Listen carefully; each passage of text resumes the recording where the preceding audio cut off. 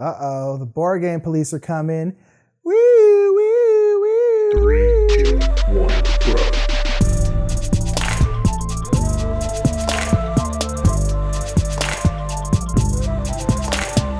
I don't know why I did that police bit. It didn't make any sense for what I'm talking about. I should have saved that bit for like a more controversial topic, but I didn't. What's up, everybody? My name is Nick Murphy. I'm one half of the Brothers Murphy, and this is Metagame Minute.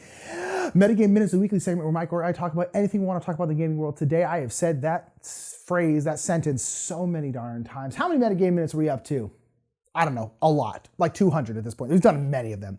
Our longest running series, Metagame Minute. Thanks for being here. We really enjoy doing these. But today I want to talk about things that board games have made you better at. And I did very long ago. This was like 3 studios ago. I did a Metagame Minute on board game superpowers. I actually thought was really funny, and you should watch it because it's great. There'll be a card up here. It's really fun. But nonetheless, there are things that board games legit make you better at, and I kind of wanted to go through some of them that I've noticed over the years, and that I think is kind of cool and kind of a cool part of board games.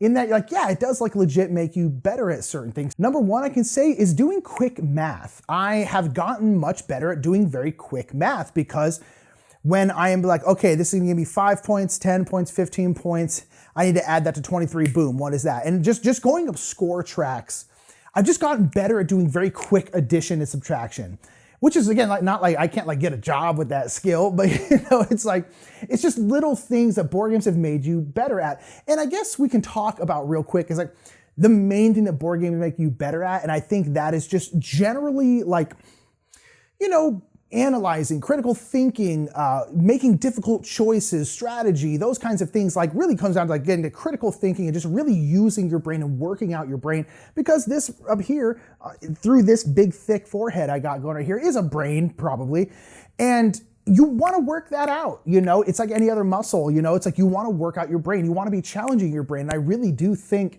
that board games are really good for your head. There's a gentleman who used to play board games with. He's like 85. His name was Marty. He was great. Really great guy. And he would play Terraforming Mars. He played like bigger, heavier games.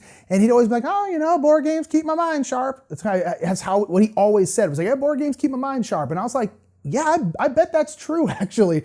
I bet that's really, really, really true. And so I think board games are just good for people's heads. But that's not really what I'm talking about. I'm talking about like little other things other than just general like mental capacity of being like, yeah, I'm just using my brain, because after school and stuff, you're not really challenging your brain very much. I think board games do that, and I think it's important. But nonetheless, quick math. I'm gotten much better at quick math because I'm constantly adding points to my score, and I've just gotten relatively good at that. I'm really good at reading upside down at this point, because when you're kind of a board game teacher, like Mike and I generally are the ones teaching the games, I always orient the board towards other people. So if I'm teaching, Mary and John right here, and I'm on the other side of the table, I will put everything facing them because they're new to the game. I want them to really easily read stuff, easily see stuff. So I'm like, I'll be the one that has it upside down. It doesn't really bother me at all. And over the years, I've just gotten really good at reading things upside down to the point where I can read things upside down like almost as good as I can read them right side up. Not quite as good, but like I can just read upside down quite well. And I think that's really cool. I've also just gotten good at teaching. And yes, I've gotten good at teaching board games, but I think that kind of teaching goes over into just any other kind of teaching, of just understanding like how to explain things and what order to explain things in, and like the best way to make sure that people are following along with you and checking in like, hey, does that make sense? Does that make sense? And just really growing that patience and that kind of teaching ability, I think, is really, really important to have just in general, just because if you're teaching anyone anything, whether or not you're training someone new at your job, or you have kids and you're trying to teach them to not suck, it's like having that kind of teaching ability, I think, is a good thing. And I think board games actually teaches that very well, because you're having to teach something that is generally relatively complex and has a bunch of different things going on, and you have to explain that in a cohesive way, and that's not easy. And I think learning how to do that well is kind of really important.